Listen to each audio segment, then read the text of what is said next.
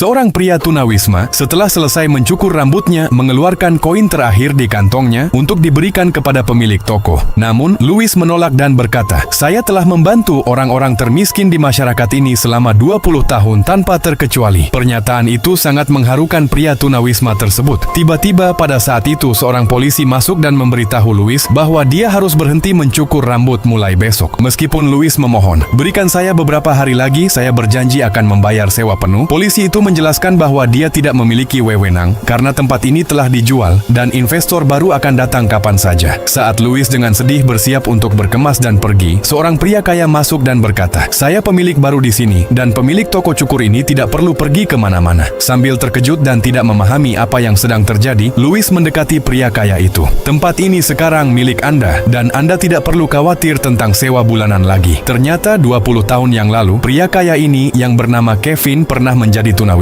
Setelah mengalami sebuah kejadian besar, Kevin kehilangan pekerjaannya dan rumahnya akibat kebakaran. Dia mencoba melamar pekerjaan di mana-mana, tetapi tidak ada perusahaan yang berani mempekerjakannya. Hanya satu perusahaan real estate yang bersedia mempekerjakan Kevin, namun direktur perusahaan itu memberinya $20 dan menetapkan syarat bahwa pada akhir hari, Kevin harus mendapatkan potongan rambut dan membeli pakaian baru. Kevin menganggap ini sulit karena $20 hanya cukup untuk potongan rambut, tetapi manajer itu berkata, seorang agen real estate yang baik harus bisa menemukan solusi bahkan dengan sumber daya yang paling sedikit. Kemudian Kevin pergi ke toko cukur Louis dengan rasa cemas. Setelah mendapatkan tampilan baru, dia memberikan $20 kepada pemilik toko cukur tersebut, tetapi yang mengejutkan, Louis menolak untuk menerima uang itu dan berkata, "Mungkin Anda lebih membutuhkan ini daripada saya." Tidak hanya itu, ketika mengetahui bahwa Kevin akan menjalani wawancara kerja, Louis juga memberinya pakaian dan kartu nama serta berkata, "Jika suatu hari Anda ingat, Anda bisa mengembalikannya kepada saya." Sejak hari itu, hidup Kevin mulai membaik. Dia mendapatkan pekerjaan yang stabil,